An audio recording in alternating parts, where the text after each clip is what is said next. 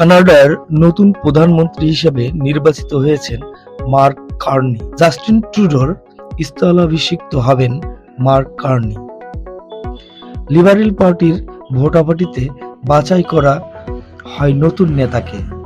Back home in Edmonton to declare my candidacy for leader of the Liberal Party and Prime Minister of liberal পার্টির সদস্যদের একচেটিয়া ভোটে নির্বাচিত হন এই নেতা। তিনি ভোট পান 1,31,674 ভোট। ক্রিস্টিয়ানা ফিলা তার নিকটতম প্রতিদ্বন্দ্বী পেয়েছেন মাত্র 11,134 ভোট। নির্বাচিত হয়েই এই নেতা মার্কিন যুক্তরাষ্ট্রের সমালোচনা করেন। recognize that the Donald Trump of today is different than the Donald Trump of several years ago.